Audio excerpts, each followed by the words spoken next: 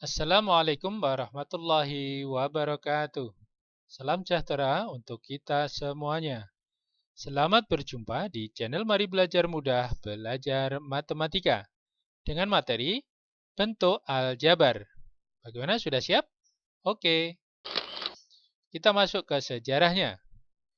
Aljabar ditemukan oleh ilmuwan matematika dari Persia yaitu Al-Khawarizmi yang lahir di Khiva, Uzbekistan pada tahun 780 Masehi. Kemudian beliau pindah ke selatan kota Baghdad untuk belajar dan mengembangkan ilmunya. Perhatikan gambar dari wajah Bapak Al-Khawarizmi. Beliau diberi gelar atau julukan Bapak Al-Jabar. Ya, di sini. Dan beliau juga dibuatkan monumen untuk mengenang atau mengingat jasa-jasanya atas sumbangan ilmu pengetahuan yang telah diberikan sehingga dapat dimanfaatkan sampai sekarang untuk kemajuan ilmu dan teknologi. Nama beliau lengkapnya adalah Muhammad Ibnu Musa Al-Khawarizmi. Oke, kita langsung masuk ke pokok bahasan yaitu bentuk aljabar. Apa itu bentuk aljabar? Adalah kalimat matematika yang menggunakan unsur koefisien, variabel, dan konstanta yang dihubungkan dengan paling sedikit satu operasi hitung seperti penjumlahan, pengurangan, perkalian, atau pembagian. Perhatikan contoh bentuk aljabar berikut. Di sini ada 3Y ditambah 7. Angka 3 disebut sebagai koefisien. Huruf Y disebut sebagai variabel.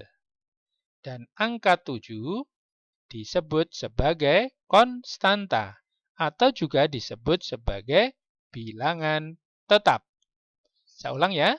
Bentuk aljabar 3Y ditambah 7 ini mempunyai unsur yaitu koefisiennya angka 3, variabelnya huruf Y, dan konstantanya adalah angka 7. Dapat dipahami ya? Pasti dapat. Oke, kita lanjut. Suku aljabar. Suku aljabar adalah sebagian dari bentuk aljabar. Suku satu dengan suku yang lain dipisahkan oleh tanda penjumlahan atau tanda pengurangan. Pengurangan di sini dapat ditulis dalam bentuk penjumlahan dengan lawan atau negatifnya. Contoh, perhatikan. Di sini contoh nomor 1 ada suku aljabar atau bentuk aljabar dengan satu suku. Ya. Sukunya hanya satu, tidak ada yang lain. Maka bentuk yang seperti ini disebut bentuk aljabar suku 1. Contoh 2. Di sini ada bentuk aljabar dengan dua suku. Siapa sukunya? Yaitu 3A sebagai suku pertama dan 4 sebagai suku kedua. Suku pertama dan kedua dipisahkan oleh tanda penjumlahan. Maka bentuk yang seperti ini disebut sebagai bentuk aljabar suku 2. Oke, kita lanjut contoh yang ketiga. Di sini ada bentuk aljabar yang terdiri dari suku pertama, suku kedua, dan suku ketiga. Ya. Suku pertama adalah 2M, suku keduanya adalah negatif 3N. Ya, perhatikan di sini untuk tanda negatif atau pengurangan di sini melekat ya. Melekat pada suku kedua sehingga dibaca negatif 3N gitu ya. Itu sebagai suku yang kedua. Bentuk yang seperti ini yaitu bentuk aljabar dengan 3 suku yaitu 1, 2, dan 3. Maka disebut sebagai bentuk aljabar suku 3. Dan demikian juga untuk yang nomor 4, di sini ada 1, 2, 3, dan 4. Terdiri dari 4 suku, maka disebut sebagai bentuk aljabar suku 4. Bagaimana? Sudah diingat ya? Oke, kita lanjut ke suku sejenis. Apa itu suku sejenis? Adalah suku yang mempunyai variabel dengan pangkat sama. Suku-suku yang sejenis dapat digabung menjadi satu suku dengan cara menjumlah atau mengurang. Misalnya di sini ada bentuk aljabar 2Y dikurangi 5Z ditambah 3Z ditambah 7Z terdiri dari 1, 2, 3, 4 suku ya. Maka di sini kita dapat mengelompokkan suku yang sejenis. Siapa yang sejenis? 2Y dengan siapa? Iya, dengan 3Y. Sehingga di sini kita dapat menggabungnya menjadi 2Y ditambah 3Y sama dengan 5Y. Penjumlahan biasa di sini ya. Dari mana penjumlahannya? Dari operasi yang dibawa dari asalnya. Di sini positif 3Y, maka di sini juga positif 3Y. Ketika nanti di sini ada negatif 5Z, ya di sini kita juga dapat menuliskan tandanya min, ya di sini tetap min ya. Min 5Z dengan siapa? Yang sejenis? Iya, dengan 7Z. Di sini tandanya positif. Maka kita dapat menggabungnya menjadi negatif 5Z ditambah 7Z menjadi 2Z. Dari mana 2Z? Dari negatif 5 ditambah 7. Hutang 5 dibayar 7. Maka lebih atau sisa 2. Ya, lebih atau sisa itu tandanya positif. Kalau kurang itu negatif. Oke? Oke. Kita lanjut contoh soalnya. 5A ditambah 4B dikurangi 3A ditambah 2B. Bagaimana cara mengerjakannya? Cukup mudah, yaitu hanya mengumpulkan suku yang sejenis. Siapa yang sejenis dengan 5A? Iya, di sana ada min 3A. Kita tulis seperti ini. Ya. Jadi 5A positif, yang 3A adalah negatif. Karena dari asalnya dia membawa negatif. Gitu ya. Jadi melekat kemana-mana. Dilanjut, yang positif 4B dengan siapa? Iya, di sana ada positif atau plus 2B. Kita tulis di belakangnya. Dua-duanya ada tanda plus atau tambah ya. Oke, setelah berkumpul menjadi satu kelompok, kita dapat menghitungnya ya dengan mengikuti operasinya. Kalau pengurangan ya berarti dikurangi 5A dikurangi 3A menjadi 2A. Sementara yang 4B ditambah 2B menjadi 6B. Selesai. Mudah bukan? Iya. Di sini 2A ditambah 6B sudah berbeda jenis sukunya sehingga tidak dapat dijumlahkan ya. Boleh ditulis penjumlahan seperti ini tapi tidak boleh digabung menjadi 8AB. Itu tidak boleh ya. Di sini tetap 2A ditambah 6B. Oke? Dapat dipahami ya? Iya. Kita lanjut ke contoh yang kedua. 5Y kuadrat dikurangi 2Y ditambah 4 ditambah 3Y kuadrat ditambah 9Y dikurangi 3. Sama dengan berapa? Atau menjadi berapa suku nanti? Coba perhatikan di sini. Kita amati suku-suku yang sejenis. 5Y kuadrat sejenis dengan siapa? Kita cari. Oh, di sana ada 3Y kuadrat. Maka di sini kita dapat menuliskannya dikumpulkan dengan tanda yang dimilikinya. Karena di sini plus ya, di sini juga plus, gitu ya. Oke, selanjutnya di sini ada min 2Y. Sejenis dengan siapa ini ya? Iya, di sana ada plus 9Y. Kita tulis di sini. Min 2Y plus 9Y. Ada lagi yang belum ditulis? Iya, ada. Ini dia, 4 dan 3. Ya, kita tulis di belakangnya yaitu plus 4 min 3 sesuai dengan tandanya. Kalau negatif, negatif. Jika positif, tetap positif.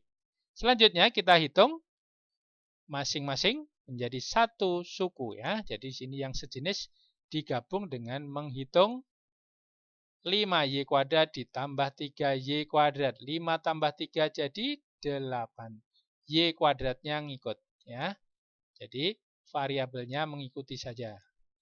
Oke, kemudian di sini min 2 Y ditambah 9Y, yaitu min 2 ditambah 9 jadi positif 7 Y ya. Hurufnya atau variabelnya mengikuti.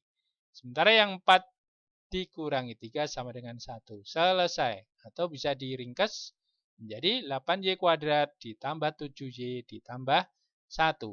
Oke? Jadi menjadi 3 suku saja. 1, 2, 3 yang asal-usulnya atau pada soal awalnya di sini ada 6 suku. Ya. 1, 2, 3, 4, 5, 6. Ya. Ada 6 suku. Ketika suku-suku yang sejenis digabung, maka di sini hasil akhirnya hanya menjadi 3 suku. Sehingga menjadi bentuk aljabar suku 3.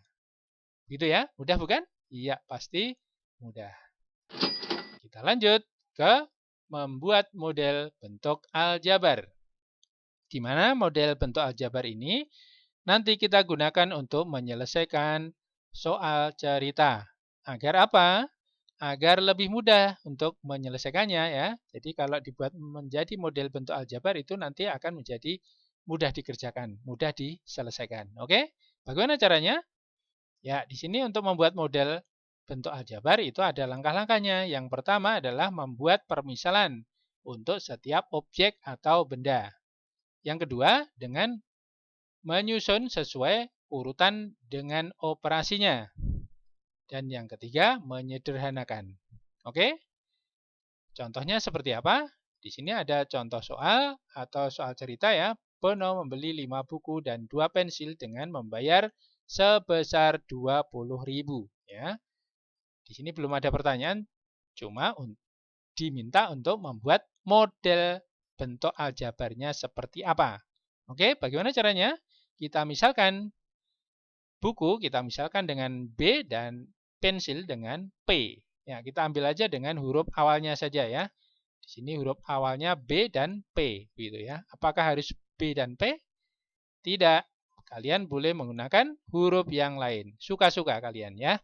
Yang penting konsisten. Ketika kalian memisalkan huruf tersebut sebagai wakil dari benda yang kita misalkan, ya kita gunakan ya.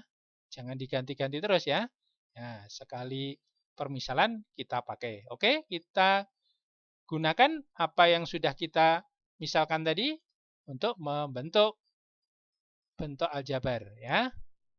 Dari pernyataan 5 buku ditambah 2 pensil sama dengan 20.000 gitu ya. Ya.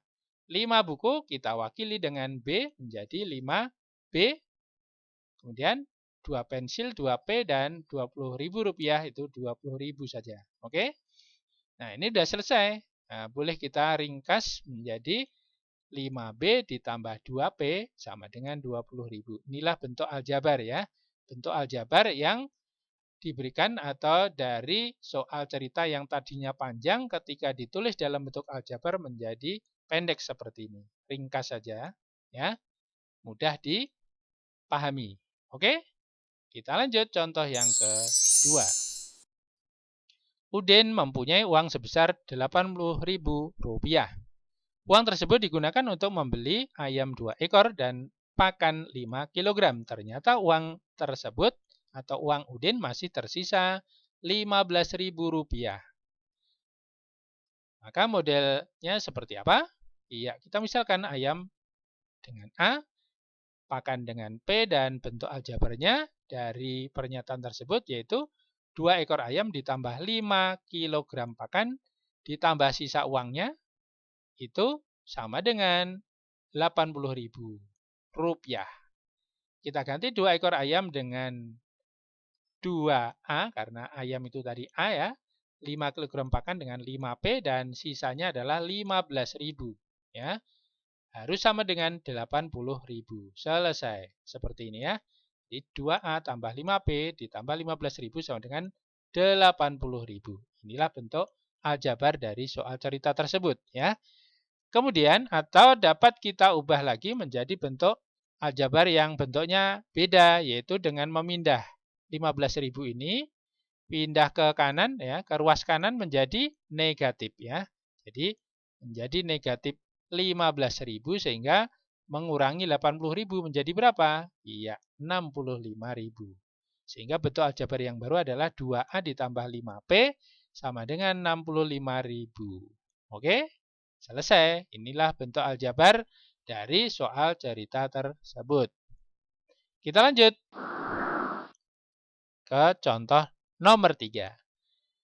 Nilai ulangan Ani 3 lebih banyak dari nilai Adi. Sedangkan Ida nilainya 2 kali dari nilai Adi.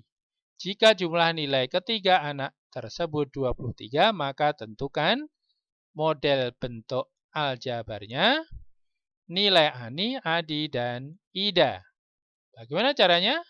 Caranya kita misalkan dulu, karena di sini nilai Adi belum tahu dan menjadi patokan ya dari nilai Ani dan nilai Ida ya. Maka nilai Adi kita misalkan dengan N gitu ya. N berarti belum tahu ya. Nilai Adi itu belum tahu, kita misalkan dengan N. Boleh dengan X, boleh dengan Y juga boleh. Suka-suka kalian. Oke? Sekarang kita pakai permisalan untuk nilai Adi adalah N ya, dari nilai N ya, pakai N saja untuk mengingat mudah. Oke? Maka kalau nilai Adi itu N, maka nilai Ani adalah 3 lebih banyak dari Adi, berarti N ditambah 3 ya. Nilai Adi tadi N berapapun nanti ditambah 3 karena harus 3 lebih banyak ya. Jadi ditambahi 3. Oke? Sedangkan nilai Ani 2 kali ya, 2 kali. Jadi nilai Ida itu 2 kali dari Adi. Maka di sini 2 kali N karena nilai Adi tadi N. Jadi 2 kalinya N. Berapapun N nanti dikalikan 2. Oke? Dapat dipahami ya? Kita lanjut untuk menggunakan permisalan ini untuk membentuk bentuk aljabarnya. Yaitu jumlah nilai itu dari nilai Adi ditambah nilai Ani ditambah nilai Ida itu menjadi jumlah nilai keseluruhan ya. Kita ganti nilai Adi dengan permisalan tadi ya. Berarti diganti apa? Iya, diganti N dan yang Ani diganti N plus 3 ya, sesuai dengan permisalan tadi. Dan nilai Ida juga diganti dengan 2N seperti ini. Jumlahnya harus sama dengan 23 dari soal tadi. Oke? Selanjutnya kita buka kurungnya sehingga nanti suku yang sejenis bisa kita jumlahkan. Siapa yang sejenis? Yaitu N, N dan 2N. N ditambah N menjadi 2N, ditambah 2N menjadi 4N. Yang 3, positif 3 ini bagaimana? Tetap ya. Belum diapa-apakan sehingga masih utuh. Plus 3. Harus sama dengan 23. Oke? Bentuk inilah yang disebut sebagai bentuk aljabar dari contoh soal nomor 3. Oke? Mudah bukan? Mudah. Tetapi di sini ada pertanyaan B, yaitu nilai Ani, Adi, dan Ida. Bagaimana caranya? Caranya kita akan menyelesaikannya dengan menggunakan bentuk aljabar yang sudah kita peroleh dari A tadi, ya, yaitu 4N ditambah 3 sama dengan 23. Karena kita ingin mencari nilai N, maka 3-nya harus pindah. Positif 3 pindah ke ruas kanan menjadi negatif 3.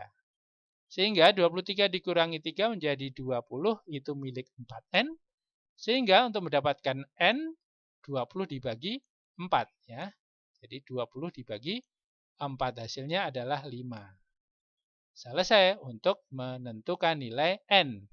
Maka kita dapat menentukan nilai Adi. Karena nilai Adi itu N, ya, permisalan dari awal tadi, nilai Adi sama dengan N, maka N kita ganti dengan 5. Sehingga nilai Adi sama dengan 5. Tidak ada tambahan apapun ya.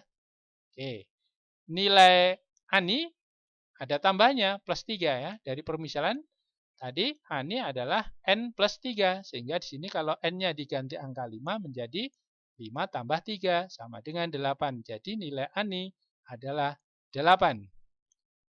Dan nilai Ida adalah 2N atau 2 kali N. N-nya diganti dengan 5 sehingga menjadi 2 kali 5 sama dengan 10. Selesai. Nilai Adi, Ani, dan Ida sudah diperoleh, yaitu nilai Adi 5, nilai Ani 8, dan nilai Ida 10. Bagaimana? Mudah bukan?